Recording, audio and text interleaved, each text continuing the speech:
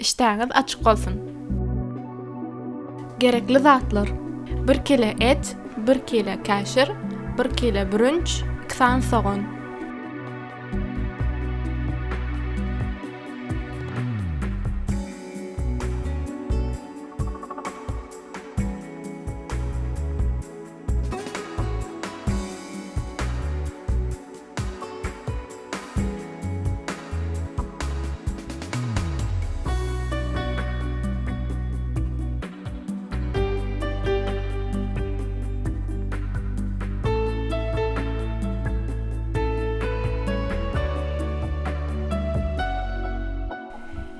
Eti duzlaýas.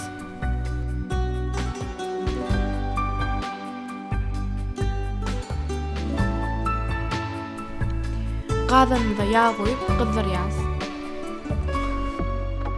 Ilki bilen etlerimizi ýaga atýas.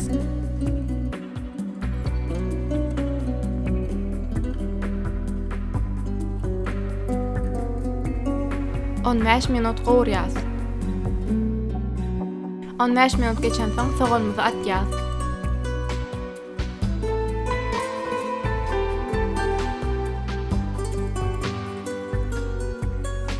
10 minut soň käşirimizi atýas.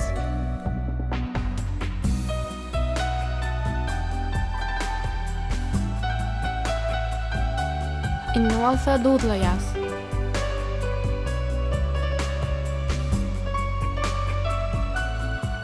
Qaynan suwumuzy goýýas.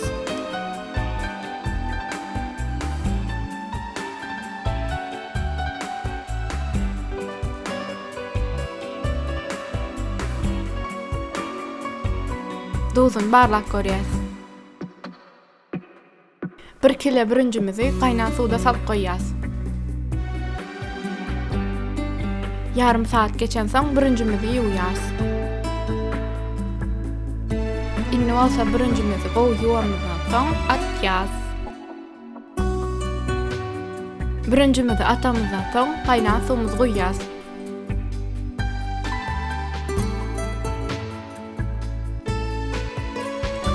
Suwuny goýamyzdan soň çekken çagaraşýas.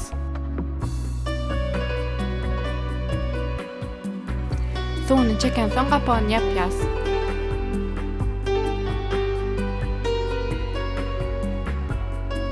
On 5 minut geçen soň garýas. Gapagyny ýapýas we 10 minut garaşýas. Ine de palawymyz taýyn boldy.